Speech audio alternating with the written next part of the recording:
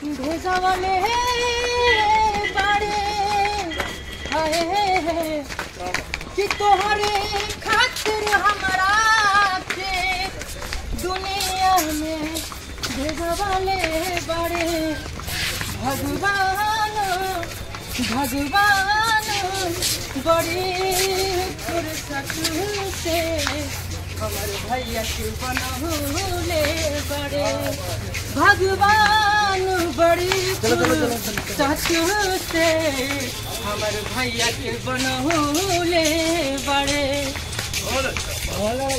क्या नाम है?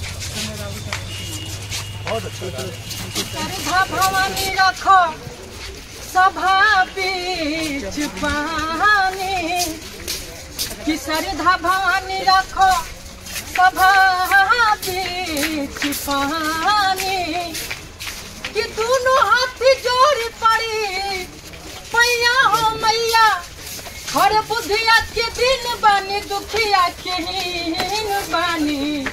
अरे ना पूरा पढ़ली पढ़ैया हो मैया हर बानी असरे में हो बानी असरे में हो तानिया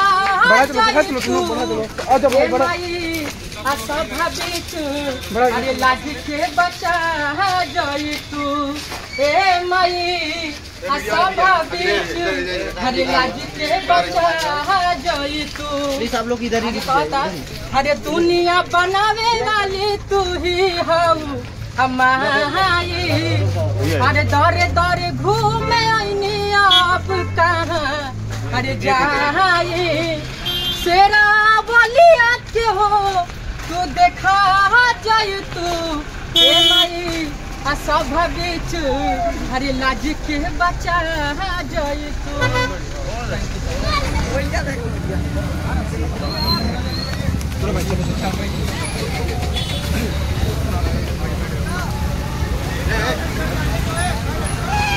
अरे